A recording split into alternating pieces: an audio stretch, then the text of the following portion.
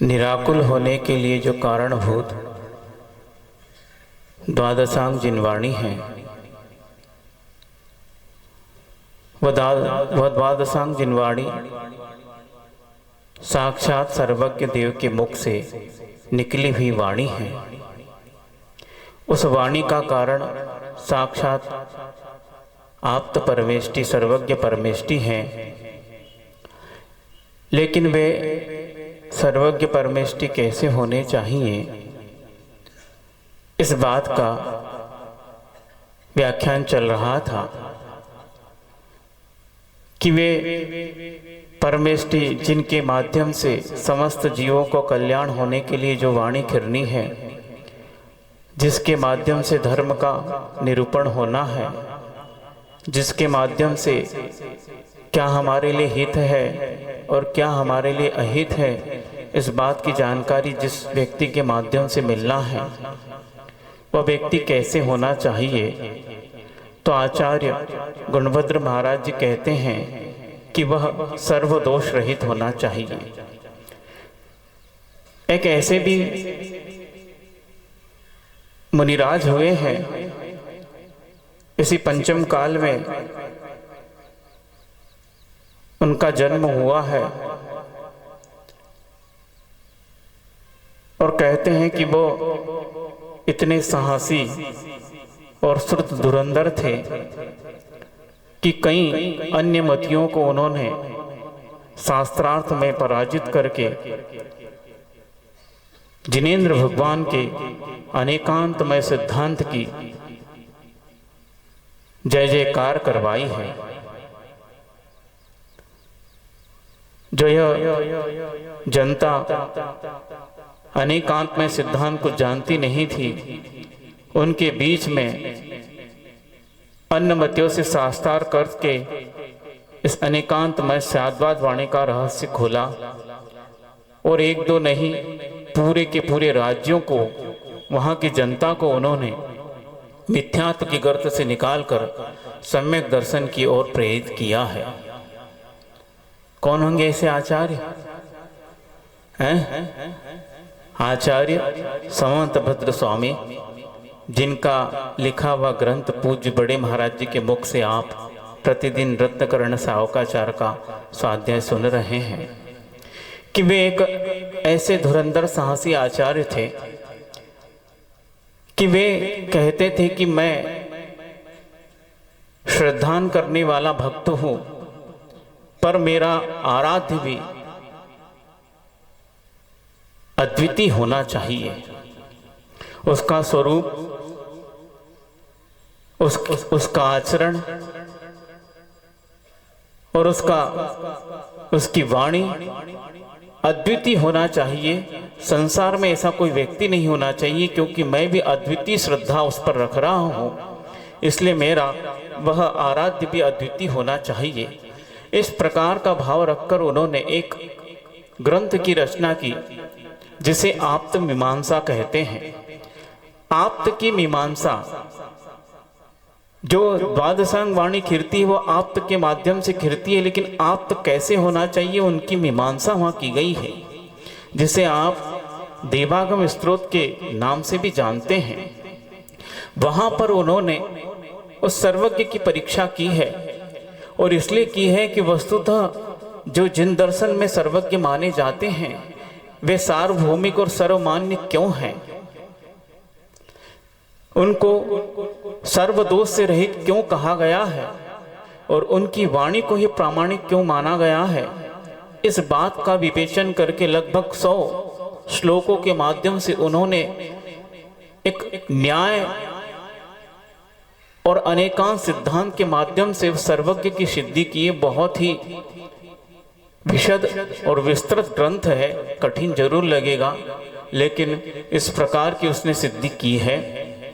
वे शुरुआत ही ऐसी करते हैं कि भगवान, मैं आपको महान क्यों मानूं, आप इस धरती पर सबसे महान क्यों हैं, क्योंकि कई लोग आपकी बहुत सी वस्तुओं को देखकर आप में महानता सिद्ध कर सकते हैं, करते होंगे, पर मैं आपको क्यों महान मानूं। वो लिखते हैं, देवागम नभो यान चामरादि विभूतयः माया विश्वपि दृश्यन्ते नातस्तमसि नो महान। एक सामान्य प्राणी जिसकी दृष्टि में अभी बाह्य पदार्थ आ रहे हैं और जो बाह्य आवरण को देखकर आकर्षित हो रहा है और उसे ही विभूति मान रहा है, उसे संबोधन करने के लिए आचार्य समंत भद्र स्वामी कहते हैं कि भगवान, जब आप जन्म भी नहीं होता आपका और आप गर्भ में आने वाले हैं, इस बात की जानकारी जब इंद्र को मिलती है तो उस समय से ही वो इंद्र सतर्क हो जाता है और गर्भ में आने से पहले 6 माह पहले ही बस नगर को, जहां आपका आना है, उस नगर की व्यवस्था, वहां के लोगों के रहन सहन की व्यवस्था और इस प्रकार का वह वातावरण बनाता है कि वह नगरी जो है इंद्र की अलकापुरी नगरी जैसी लगती है, क्योंकि आपका जन्म होना है। वहां घरों में किसी को धन की कमी नहीं होती है, रत्नों की वृष्टि होती है। कितनी होती है? 3.5 करोड़ एक बार में, और एक दिन में 4 बार। कितनी हो गई? 14 करोड़। गिनती तो बहुत जल्दी आती है भणी लोगों। और 14 करोड़ रत्न, और कौन से? अब देखते हैं हम लोग पंचकल्याणक में, तो जब मान लो भगवान का जन्म होता है, वे इंद्र महाराज भगवान को अभिषेक के लिए ले जा रहे हैं, सौधर्म इंद्र, कुबेर इत्यादि, और वह रत्न बरसाते हैं। कई लोग झपट पड़ते हैं उठाने के लिए। वो देखते हैं उठाकर, अरे ये तो क्या है, कांच के टुकड़े, तो क्या सही के इंद्र हैं का? हैं? पैसे तो बहुत खर्च किए, ये तो पता है, लेकिन सही के इंद्र नहीं है। वह सही का जो वास्तविक दिव्य वैभव है जो इंद्रों के पास है, आपके पास जो वैभव है वह दिव्य नहीं है। कुछ चीजें ऐसी हैं जो आपको मिली है, जैसे हीरा है, सोना है, या नीलम और पन्ना भी मिल जाते हैं। हमें लगते हैं बिल्कुल शुद्ध है और 100% जो है कैरेट, कितने कैरेट के होते हैं, वे शुद्ध हैं। वे आपकी दृष्टि से शुद्ध हैं, क्योंकि आपकी मनुष्यों की इतनी ही क्षमता है, इसलिए आपके माध्यम से वो एकदम शुद्ध और असली माने जा सकते हैं। पर देवों की दृष्टि से देखें तो ये भी कांच के टुकड़े हैं। हाँ, असली हीरा देखा है क्या? देखना है, थोड़ी मेहनत करो। सुनने में आया है आचार्य महाराज ने भी, कौन सी भक्ति, नंदीश्वर भक्ति का हिंदी में अनुवाद किया है, और उस भक्ति में भी आता है कि नंदीश्वर द्वीप में एक ऐसा द्वीप है 8वें नंबर का, जहां पर अकृत्रिम चैत्यालय है, और वहां पर जाने का सौभाग्य आप लोगों को नहीं मिल सकता, क्योंकि मनुष्य जो है 2.5 द्वीप से बाहर जा नहीं सकते। तो देव लोग वहां जाते हैं, और वर्णन सुनने में आया कि वहां की प्रतिमाएं कितनी बड़ी है, 2 इंच की, 4 इंच की, 500 धनुष, एक धनुष 4 हाथ का, मतलब 2000 हाथ के, एक हाथ 1.5 फीट का, कितने हुए? 6000 फीट की। देखी 6000 फीट की, दुनिया में तो इतनी बड़ी मंजिल भी नहीं होगी, मतलब इमारत 200-250 मंजिल की है इमारत, और मान लो 10 फीट या 12 फीट का भी मानो तो वो भी छोटी है। उससे बड़ी प्रतिमा, और काय की?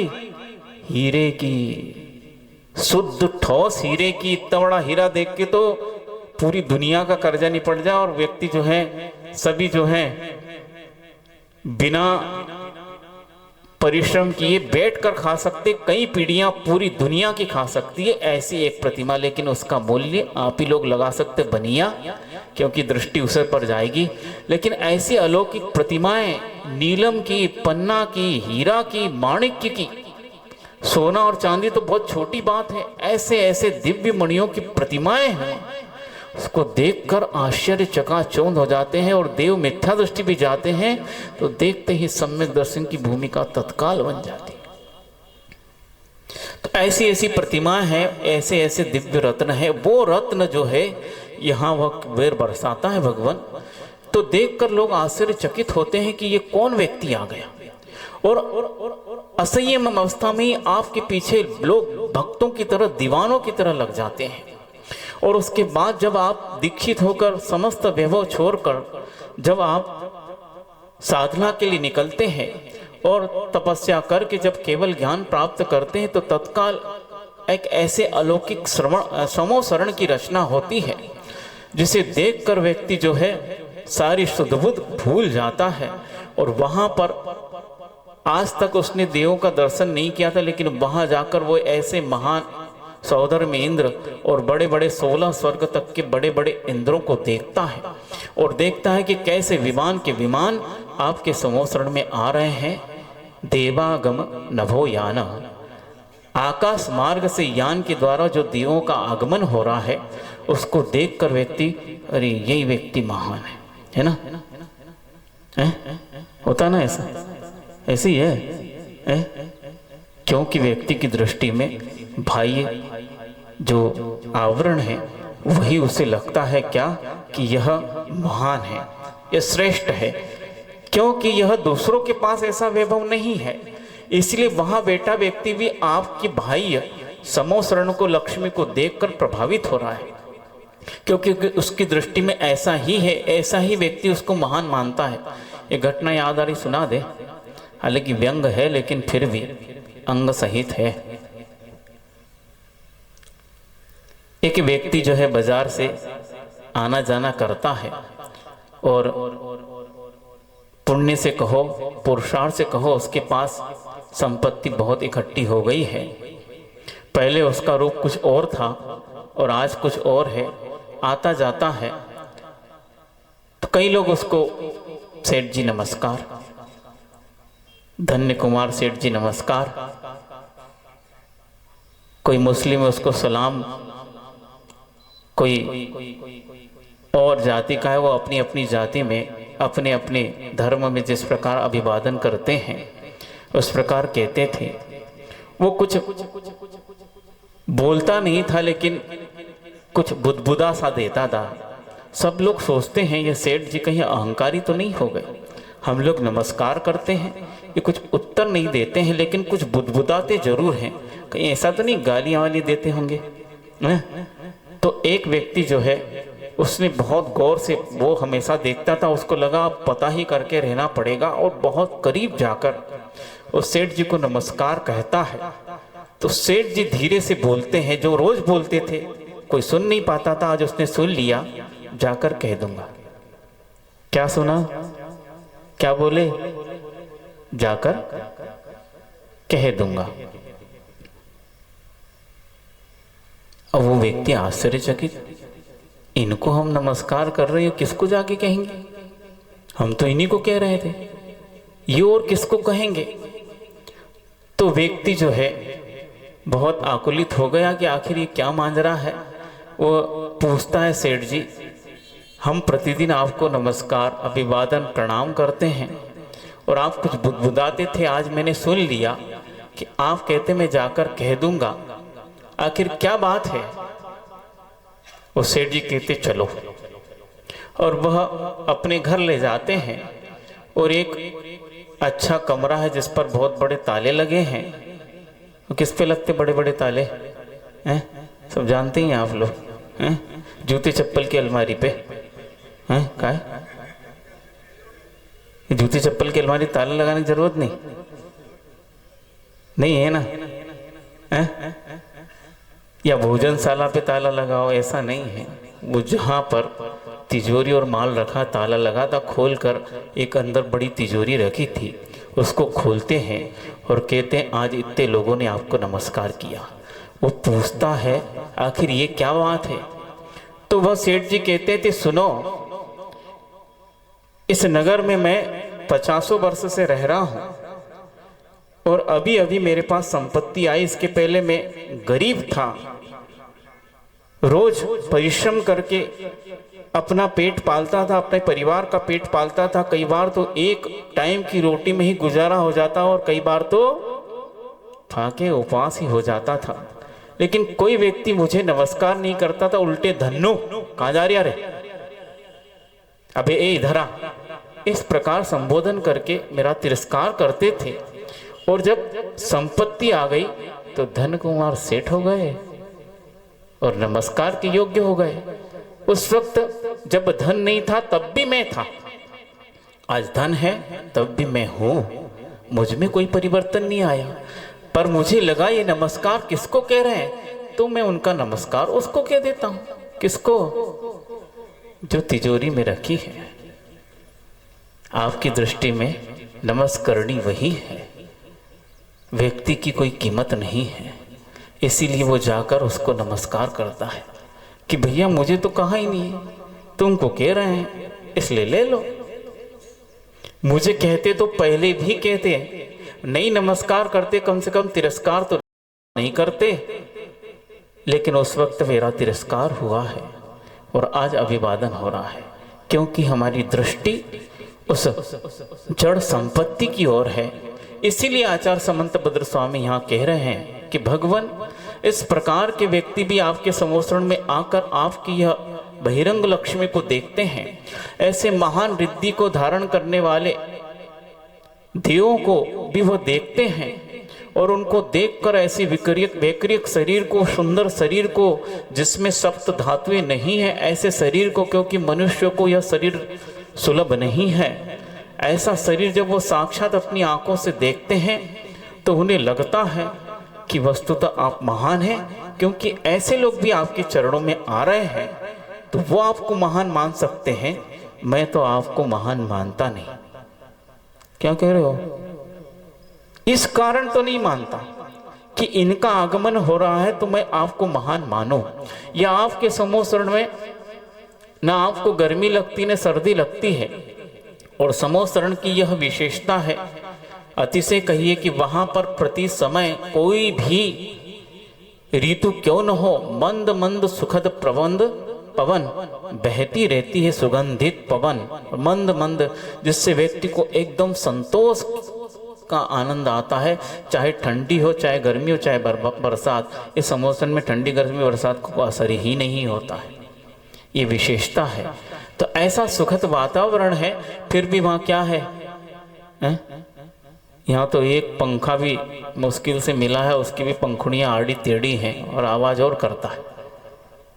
64 चवर, ऐसे दिव्य दिव्य चवर ढुराने वाले दिव्य देव आपके समोसरण में चवर ढुरा रहे हैं। आपको इसकी आवश्यकता नहीं है।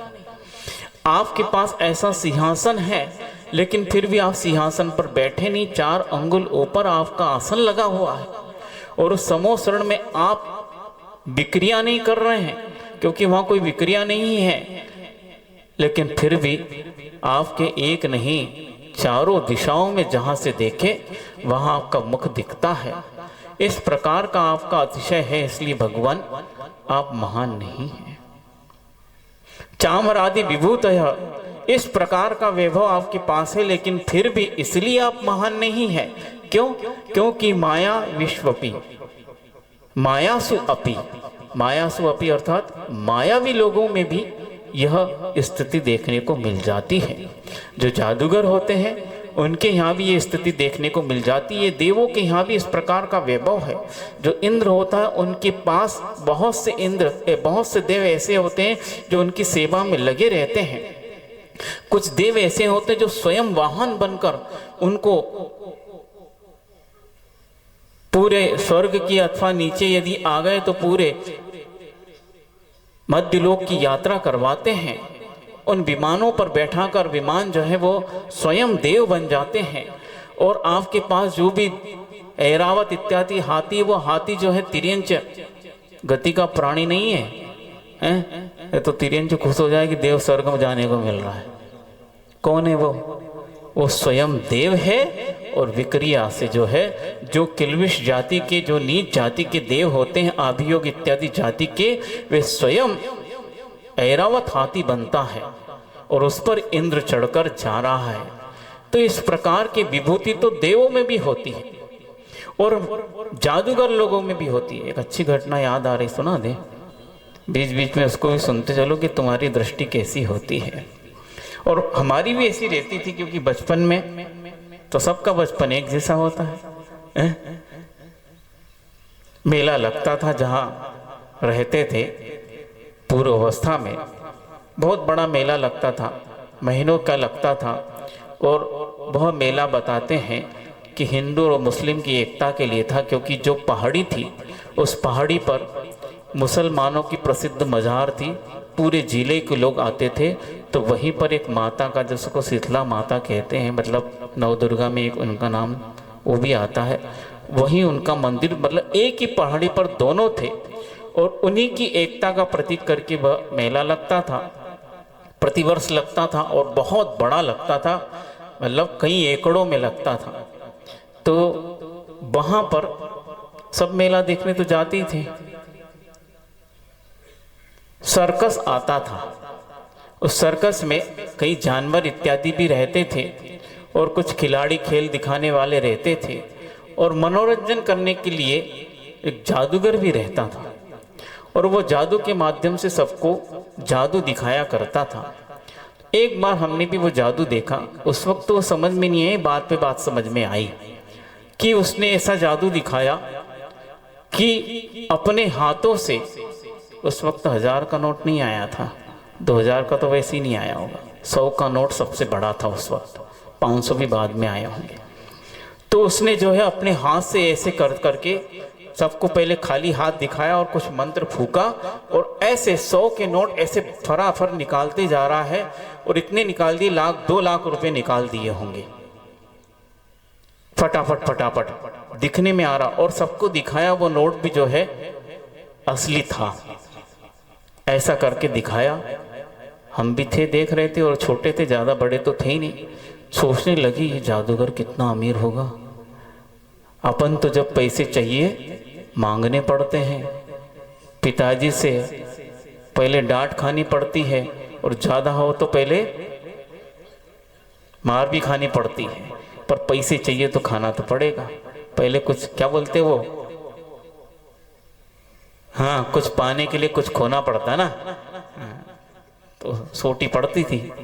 तो सोचते थे अपन को तो मांगना पड़ते हैं, और उसमें भी मांगेंगे तो मान लो 10 मांगे तो 5 मिलते थे, इसलिए पहले ही बढ़ा के मांगते थे ताकि आधे तो मिल जाए। वो आचार्य से कहते ना, तोप मांगोगे तो तमंचा तो मिल ही जाएगा।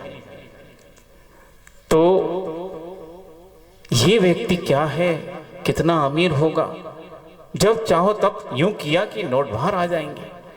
दुनिया में सबसे अमीर ये होगा, इसके सिवाय तो कोई अमीर हो नहीं सकता, क्योंकि जब चाहेगा ये कुछ भी चीज खरीद सकता है दुनिया की। उस वक्त बच्चे थे, कुछ समझ में नहीं आया। फिर उसके बाद जब उसने कार्य किया, उस वक्त समझ में आया कि ये क्या करता है। पूरा खेल समाप्त हो गया, और बच्चे थे तो उस वक्त तो बीच खेल से ही चले जाते, 3-3 घंटे का होता था। लेकिन जब बड़े होकर वो खेल देखा तो उसने पैसे निकाले और अंत तक वो खेल देखा। बाद में सब कुछ सर्कस समाप्त हो गया। अब वही जादूगर क्या करता है, जो टोपी पहना था उसको निकालता है और सबके पास जाकर क्या कर रहा है, टोपी दिखा रहा है।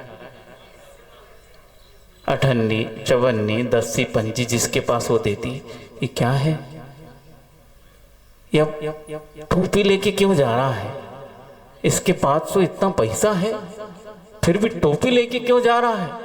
और अठन्नी चवन्नी के लिए 100 की गड्डी निकालने वाला व्यक्ति अठन्नी चवन्नी टोपी में मांग रहा है। माया सुअपि भगवन, ये तो माया है, ये जादूगर की माया है। आपकी दृष्टि को इस प्रकार प्रतिबंधित कर दिया, वो जो चाहे वो आपको दिखा देता है और आप देखकर उसे सत्य मानते हैं। लेकिन ये संसार भी एक जादूगर है। जो वो दिखाना चाहता है या आप जो देखना चाहते हैं संसार में वैसा ही दृश्य दिखने लगता है। जैसे आपकी दृष्टि हो जाती, जैसा आपका विचार होता है दृश्य वैसे दिखने लगता है। वो जादूगर भी आपकी दृष्टि को प्रतिबंधित कर देता है और उस प्रकार कर देता है कि मैं जो दिखा रहा हूँ उसको सत्य मान जाए। ये जादू का खेल है वो व्यक्ति। लेकिन यह केवल 3 घंटे का जादू हो सकता है, उसके बाद समाप्त होता है। तो टोपी लेकर प्रत्येक व्यक्ति के पास जा रहा है, कुछ दे दो क्योंकि मैं गरीब हूँ, ये पैसा तो मैंने जादू से निकाला है। उसी प्रकार कहते हैं आचार्य समंत भद्र स्वामी कि भगवान ये संसार की जितनी भी माया है, जितनी भी विभूतियाँ हैं, वे सारी की सारी जादूगर के समान है।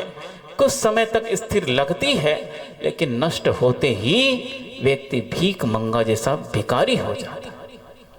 इसलिए इस माया से आपको महान मानो।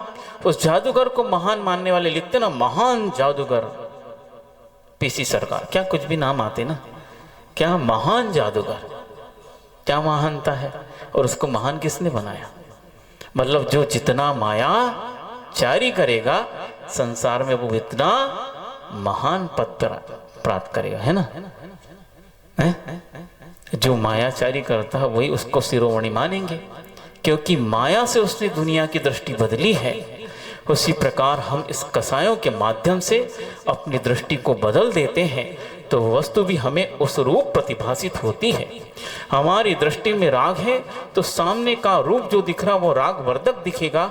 हमारी दृष्टि में यदि राग समाप्त हो गया तो भगवान की प्रतिमा में जो वीतरागता दिखती है वे रागियों को कभी नहीं दिख सकती है।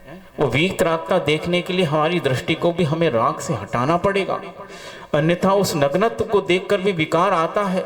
लेकिन हमें नहीं आ रहा, इसका अर्थ यह है कि हमने उस वीतरागता के भाव को समझ लिया है और अपनी दृष्टि को परिवर्तित किया है। तो इसी प्रकार दृष्टि में जो आपके आ जाता है दुनिया वैसी लगने लगती है।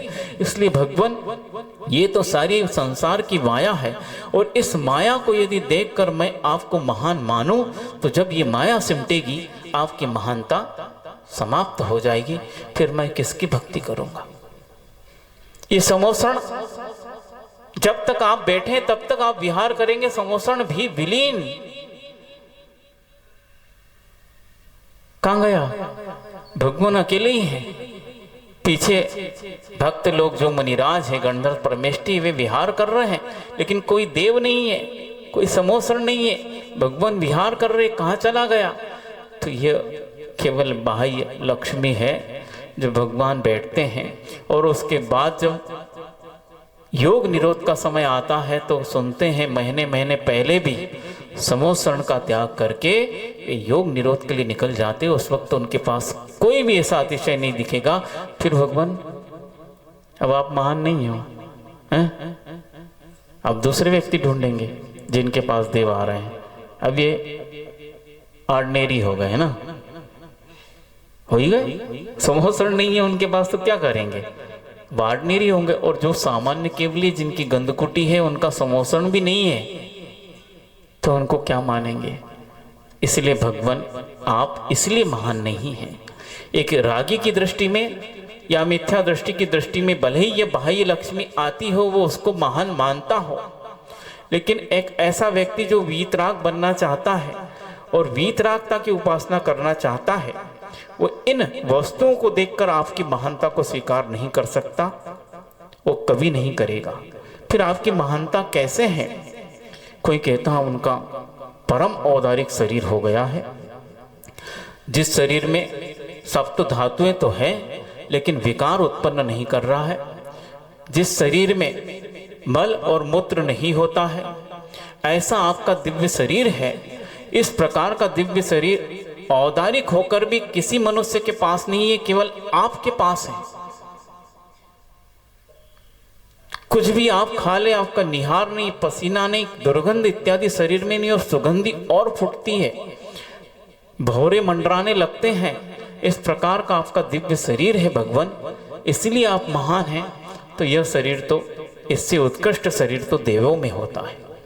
यह तो फिर भी अकाल में नष्ट हो जाएगा, भगवान का नहीं होता है, लेकिन एक चरम शरीरी है लेकिन उत्तम नहीं है तो अकाल में भी उनका नष्ट हो सकता है, या उत्तम मात्र है चरम शरीरी नहीं है तो अकाल में भी उनका मरण हो सकता है, लेकिन उनका भी शरीर दिव्य होता है। दिव्य मतलब सर्व गुण संपन्न, लक्षणों से संपन्न होता है। तो देवों में भी इस प्रकार का भगवान शरीर होता है। और यहाँ तो सप्त धातु है, भले ही मल मूत्र और पसीना नहीं आ रहा है, लेकिन वहाँ देवों को तो 7 प्रकार की धातु ही नहीं होती है। चमड़ी की होती है, चमड़ी भी नहीं होगी क्योंकि वो भी धातु में आती है। तो क्या होगा वहां, किस प्रकार का शरीर होगा? वैक्रियक शरीर है, वही तो सप्त धातु रहित वैक्रियक शरीर, उसका कैसा वर्णन होगा? क्योंकि हम पहले कई बार हुआ है हम लोग, लेकिन याद नहीं है। आगम में उसका वर्णन मिलता है, सप्त धातु से रहित शरीर, लेकिन कैसा होता है उसकी कोई उपमा नहीं दी गई है। इसीलिए इस प्रकार का शरीर है। तो देव का तो इससे भी महान शरीर है, तो फिर वह आपसे ज्यादा महान हो गए। लेकिन उनके पास संयम नहीं है, आपके पास तो संयम है लेकिन वह असंयम है। लेकिन फिर भी आपसे यदि शरीर को देखकर यदि महानता है तो भगवान हम इस प्रकार स्वीकार नहीं करते हैं, क्योंकि देव असंयमी आपसे ज्यादा महान हो जाएंगे। कोई कहता है कि सर्वज्ञ है इसलिए, तो सर्वज्ञ तो बहुत से लोग कहते हैं। इस दुनिया में आदिनाथ भगवान के समय से लेकर 363 मतों की स्थापना होकर उसका प्रचलन चला है और आज तक चलते आ रहे हैं, और बहुत से भेद हो गए हैं। प्रत्येक मत अपने अपने जो आदर्श पुरुष हैं उनको सर्वज्ञ मानता है कि ये हमारे सर्वज्ञ पुरुष हैं, सब कुछ जानते हैं, इनके द्वारा इस धर्म की स्थापना हुई है और इन्होंने इस प्रकार धर्म का कथन किया है। तो भगवान वे सभी अपने आप को सर्वज्ञ मानते हैं, और आपको भी हम सर्वज्ञ हैं। तो इसकी गारंटी क्या है कि आप सच्चे सर्वज्ञ हैं? कोई एक व्यक्ति गुरु होना चाहिए इस पूरे संसार का। सब गुरु नहीं हो सकते हैं, क्योंकि सब में उस प्रकार की योग्यता का अभाव है। इसलिए भगवान कोई एक ऐसा गुरु होना चाहिए। तो गुरु कौन हो सकता है? तो अगली पंक्ति में उन्होंने बहुत अच्छा वर्णन किया है कि वस्तुतः गुरु होने के योग्य कौन है, जिसके माध्यम से पूरे संसार को धर्म की वाणी मिल सकती है। ऐसा वो गुरु कौन हो सकता है? तो दोषा वर्ण योरहानि निशेषात तितिसायनात् क्वचिद्यथा स्वहेतुभ्यो बहिरंतर मलक्षय। कठिन तो लग रही, लेकिन इसका अर्थ बहुत सरल है कि भगवान कोई एक गुरु होना चाहिए, लेकिन वो कैसा गुरु होना चाहिए? जैसा एक सुनार जिसे इस बात का ज्ञान है, जोहरी है, वो पत्थर को ले आया, रास्ते में पड़ा था, कुछ चमक रहा था और बहुत सारी धूली और कीचड़ इत्यादि लगा था, लेकिन उसको समझ में आ गया इस पत्थर में भवितव्यता है, कुछ इससे मुझे प्राप्त हो सकता है। और वह किसी रासायनिक प्रक्रिया के द्वारा किन्हीं कारणों से उस पत्थर में इस प्रकार की प्रक्रिया करता है कि उसका बहिरंतर मलक्षय, बहिर और अंतर, बाहर में जो किट कालिमा थी, कीचड़ था इत्यादि, उसको जल से धोता है, और कुछ रासायनिक प्रक्रिया से उस पत्थर के अंदर भी मल है, क्योंकि पत्थर है, केवल उसमें स्वर्ण नहीं है, अनेक बहुत सी धातुएं हैं। उन धातुओं को भी मल माना गया है, क्योंकि हमें स्वर्ण प्राप्त करना है, स्वर्ण की इच्छा है, तो उसके अलावा जितनी भी धातु है वे हमारे लिए अप्रयोजनीय है, इसलिए वो मल का स्थान रखती है। तो भगवान जैसे बाहर में मल का समापन हुआ है, उसी प्रकार अंतरंग में जो इस प्रकार का मल है, जो अन्य धातुएं हैं, उसको भी किसी कारणों के माध्यम से सफाई करके 16 बानी का 100% टंच, क्या बोलते हैं, 100 टंच सोना प्राप्त किया जा सकता है। और वह कई रूपों में हो सकता है, कुछ 16 बानी का भी होता है, कुछ 14 बानी का भी होता है। 12 बानी का लेने जाते ना आप, कैरेट कौन सा, 23 कैरेट 24 कैरेट, 20 कैरेट, क्या होते कैरेट हैं? वो पहले सुनते थे, वो कैरेट आते थे ना जिसमें सब्जियां जाती है, उसको भी कैरेट बोलते हैं। हमको लगता था ये कैरेट भर के सोना आता होगा।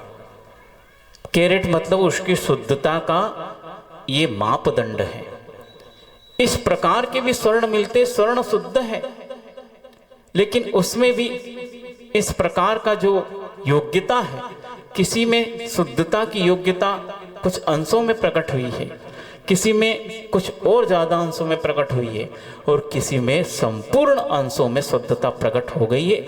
जिस प्रकार ये अतिशयनात् अर्थात हीनादिक को लिए हुए ये प्राणी दिख रहे हैं, किसी में मति ज्ञान श्रुत ज्ञान का क्षयोपशम है, होते हुए भी किसी का कम है, किसी का ज्यादा है।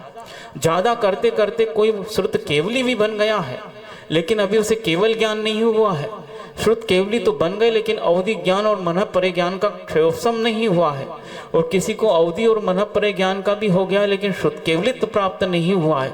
इस प्रकार की जो हीनादिकता देखते हैं, इससे समझ में आता है भगवान, जब इतना है तो उतना होगा, जब इतना है तो उतना भी होगा।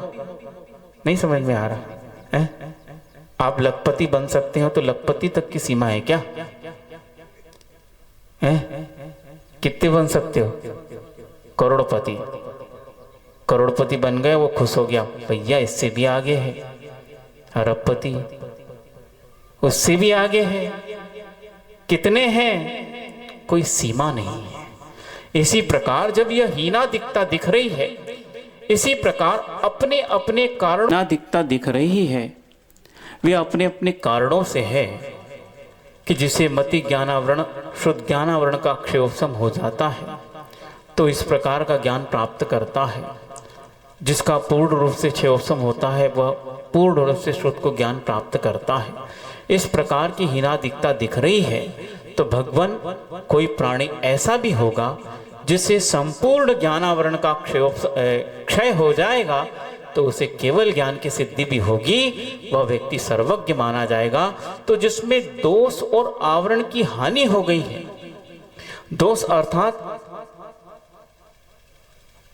मोहिनी कर्म और अंतराय कर्म, इसे दोष की संज्ञा दी है, और आवरण अर्थात ज्ञानावरण और दर्शनावरण, इसे आवरण की संज्ञा दी है। किन्हीं आचार्यों ने आवरण के लिए अज्ञान आदि जो दोष पाए जाते हैं, उन्हें आवरण की संज्ञा दी, क्योंकि वह ज्ञान को ढक रहे हैं। अज्ञान आदि जो भाव है, उन्हें भी आवरण की संज्ञा दी है। ये प्रभावमान यही है कि केवल ज्ञानावरण आदि जो है, वह आवरण की संज्ञा को प्राप्त होते हैं, और मोहिनी कर्म और अंतराय कर्म यह दोष की संज्ञा को प्राप्त होते हैं। इस प्रकार जो दोष और आवरण जिसमें संपूर्ण समाप्त हो गए हैं, जो सामान्य पुरुष होते हैं, उनमें भी इन दोष और आवरण की क्षति कुछ कुछ अंशों में देखी जाती है, और उन अंशों में वो गुण प्रकट हो जाते हैं। तो इस युक्ति से हमें ज्ञान प्राप्त होता है, क्योंकि सर्वज्ञ का यह जो कोई मापदंड नहीं है।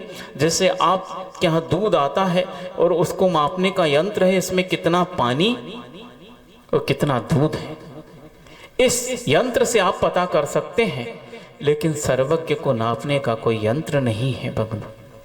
इसी युक्ति से हम जान सकते हैं कि जिस प्रकार यहाँ पर नाना भेद भिन्नता को लिए, हानि वृद्धि को लिए गुण व्यक्तियों में प्राप्त होते हैं, तो एक ऐसा स्थान भी आया होगा कि जहाँ पर संपूर्ण दोष समाप्त होकर पूर्ण गुण प्रकट हो जाते हैं, और वो भगवान तुम एव असि, तुम ही हो, क्योंकि तुम्हारे अलावा कहीं भी दोष और आवरण की हानि देखी नहीं गई है। इतना बड़ा वैभव होकर भी हम संसारी प्राणी प्रभावित हो रहे हैं, लेकिन उस वैभव की ओर आपकी दृष्टि नहीं है। दृष्टि नासा पे धरे। क्यों नाक पे धरी है? नाक पे इसलिए धरी क्योंकि उनकी नाक बहुत बड़ी है। ये लोग कहते हैं ना, इनकी नाक बहुत बड़ी है? सबसे बड़ी नाक तो हाथी की होती है। चाहिए नाक बड़ी, नाक बड़ी समझते हो? अहंकार ज्यादा है। और जिसका अहंकार ज़्यादा है, जो ज़्यादा अहंकार चाहता है, तो हाथी तो बनेगा। अब घिसते रहो जमीन पे नाक। तो नासा पर दृष्टि इसलिए है क्योंकि समस्त कषाय चली गई है। वो संपूर्ण शुद्ध वितरागता उनके जीवन में उतर आई है अंदर तक। अब संसार को देखने का कोई प्रयोजन नहीं है, देखना चाहते भी नहीं है, इसलिए अपने आप दृष्टि नासाग्र हो गई है। उनकी दृष्टि से पूरा संसार विलीन हो गया है। ज्ञान में तो पूरा संसार झलक रहा है, लेकिन वो उस संसार को जानना नहीं चाहते हैं। जिस प्रकार दर्पण अपने स्थान पर अवस्थित है, जो पदार्थ जाता है उसमें उसका प्रतिबिंब झलक जाता है। दर्पण किसी पदार्थ के पास जाकर उसको चेहरा नहीं दिखाता, जो चेहरा देखने आता है दर्पण उसको दिखला देता है। इसी प्रकार केवल ज्ञान का आचरण हो जाता है कि उसमें पदार्थ अपने आप झलकने लगते हैं। वे केवली भगवान उन्हें जानने के लिए दौड़ नहीं लगाते हैं, इसलिए उनका ज्ञान निराकुल हो गया है और वही सर्व सुख का कारण है। उसी को सुख कहा गया है। अभी हम पूज्य बड़े महाराज जी के मुख से सभी साधु लोग हम प्रवचन सार का स्वाध्याय कर रहे हैं, उसमें ज्ञान अधिकार का वर्णन चल रहा है। वह आचार्य कुंद कुंद भगवान ने इस केवल ज्ञान को ही सुख माना है। केवल ज्ञान और सुख में अंतर नहीं है। अभेद नय से देखो तो ज्ञान ही सुख है अथवा सुख ही ज्ञान है, इस प्रकार वर्णन किया गया है। क्योंकि ज्ञान समान आन जगत में दुख को कारण है, सुख का कारण ऐसा नहीं है। एक महाराज जी थे संघ में, आचार्य महाराज जब ज्ञान की चर्चा करते थे कि ज्ञान में आकुलता बहुत होती है, तो महाराज जी ने एक इंग्लिश में कहावत कही थी, Muni Shri Prabhat Sagar ji, more study more confusion, no study no confusion. मुंह ढाक के सोइए, क्या जितना पढ़ोगे कंफ्यूजन हो जाएगा। अरे यार ये भी है, इतना पढ़ लिया और वो पेज और बचा हुआ है, ये भी प्रश्न आ सकता, वो भी आ सकता है। तो ऐसा सुनकर तो सब छात्र प्रमादी हो जाएंगे, फिर वो पढ़ेंगे नहीं। यहाँ इसका अर्थ यह नहीं है, इसका अर्थ यह है जो व्यक्ति ज़्यादा पढ़ने की आकुलता करता है वह कंफ्यूजन में होता है, और जो निराकुल होकर अध्ययन करता है जितना हो जाए उतना ठीक है, वह व्यक्ति कभी कंफ्यूजन में नहीं रहता। यह अर्थ यह, नहीं तो वो व्यक्ति जो है छात्र पढ़ना ही छोड़ देंगे और हमारे महाराज लोग भी स्वाध्याय छोड़ देंगे। महाराज जी ने कहा आचार्य ने, नो स्टडी कंफ्यूजन। ये स्वाध्याय जो है यह मन रूपी बंदर को लगाने के लिए आवश्यक है। इसको आचार्यों ने आगे समंत, ये गुणभद्र महाराज ही आगे की कारिकाओं में मन को बंदर मरकट की संज्ञा देंगे और इस श्रुत को एक वृक्ष स्कंद की संज्ञा देंगे। जिस प्रकार बंदर एक वृक्ष पर चढ़कर डाल से डाल, पात से पात कूदा फांदी करता रहता है, पर वह बंदर है, कभी भी उसके हाथ से डाल फिसलती नहीं। उसी प्रकार यह शुभोपयोगी मुनिराज है जो इस श्रुत स्कंदर पर चढ़कर अपने मन रूपी बंदर को इधर से उधर, उधर से इधर, कभी द्रव्यानुयोग, कभी प्रत्मानुयोग, कभी चरणानुयोग, कभी कर्णानुयोग लगाते रहते हैं। लगाना जरूरी है, इसलिए स्टडी, लेकिन उसकी आकुलता ये कंफ्यूजन का कारण है, इसलिए कहा था। तो इस प्रकार भगवान ऐसे व्यक्ति भी देखे जाते हैं जिनमें हीना दिखता दिखती है, तो ऐसा व्यक्ति भी होगा जो संपूर्ण होगा, और वह केवल आप है, क्योंकि आप में ही समस्त आवरण और समस्त दोष समाप्त हो गए हैं। और वो दोष कौन से हैं? तो रागाया दया तेपी रागा दया, आगे लिखा है कारिका में कि राग द्वेष मोह, और श्रावकाचार में कारिका पढ़ेगी नहीं, क्षुत पिपासा जरातंक जन्मांतक भयस्मया न राग द्वेष मोहाश्च यस्याप्त स प्रकीर्त्यते। इस प्रकार के 18 प्रकार के दोष होते हैं। दोष तो बहुत होते हैं, असंख्यात लोग भेदोभेद हो जाते हैं, लेकिन वे इस 18 में ही अंतर्भूत हो जाते हैं।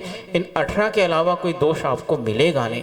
तो इन 18 प्रकार के संपूर्ण दोष जिसमें नाश को प्राप्त हो गए हैं, वही व्यक्ति आप्तता को प्राप्त होता है। वह आप्त बनना नहीं चाहता है, लेकिन वह आत्मा की सिद्धि के लिए तपस्या करता है, इसलिए धीरे धीरे करके उसके सारे दोष नष्ट हो जाते हैं और एक दिन वह सर्व शुद्ध निर्दोष परमात्मा बन जाता है। इसीलिए भगवान कि ऐसा जो व्यक्ति है जिन्होंने साधना के माध्यम से अपने आवरण और दोष को समाप्त कर लिया है, वह व्यक्ति संसार का गुरु होने लायक है और वह गुरु आप ही है, क्योंकि आपने ही इस युक्ति और आगम के माध्यम से आपके जो वचन हैं, जो आपने सर्वज्ञता प्राप्त करके जो वचन को निश्चित किया है अपने मुख कमल से, वे सारे के सारे वचन किसी भी दुनिया की किसी भी युक्ति, किसी भी तर्क से काटे नहीं जाते, वे अकाट्य हैं। इस प्रकार देखकर और अविरोधी है और प्रत्यक्ष सिद्ध दिखते हैं कि जैसे आपने कहा भगवान कि पाप दुख का कारण है, इस संसार में भी, इस लोक में भी और परलोक में भी, तो साक्षात दिखता है केवल जैनी क्यों प्रत्येक व्यक्ति पाप को दुख का कारण मानता है। और वो केवल आपने कहा है, कहते सब हैं लेकिन सबके रास्ते भिन्न हैं। आपने कहा भी है और उसका उसी प्रकार रास्ता भी बनाया है, इसलिए आपके वचन जो है प्रत्यक्ष से भी विरोध को प्राप्त नहीं होते हैं और अनुमान से, तर्क से या किसी भी युक्ति से वह काटे नहीं जा सकते। ऐसे अकाट्य और प्रामाणिक वचन को निश्चित करने वाले आप हैं, इसलिए लगता है कि सर्व संसार के गुरु केवल आप हैं, इसलिए आप महान हैं। किसी और प्रसिद्धि, किसी और विभूति को देखकर मैं आपको महान नहीं मान सकता हूं, क्योंकि आप तो वैसे ही समस्त परिग्रह के त्यागी हैं, निर्ग्रंथ हैं, स्नातक मुनिराज हैं, तो फिर और किसी विभूति को देखकर आपसे प्रभावित क्यों हूं? आपकी विभूति तो आपके अंतरंग में विराजमान है, जो सबको नहीं दिखती, केवल सम्यक दृष्टि व्यक्ति ही उस विभूति तक पहुंच सकता है और मैंने उस चीज को देखा है, इसलिए आप महान हैं। आपका समय भी हो गया है और यहाँ के व्यक्ति आए थे, कुछ समय उनको भी चाहिए, क्योंकि कोई ऐसे व्यक्ति है शायद रहेली के पास पटना बुजुर्ग में रहते हैं और उन्हें कृषि प्रधान देश भारत है, उन्हें कृषि पंडित की उपाधि दी गई है और उनका जो है आचार्य भगवान के चरणों में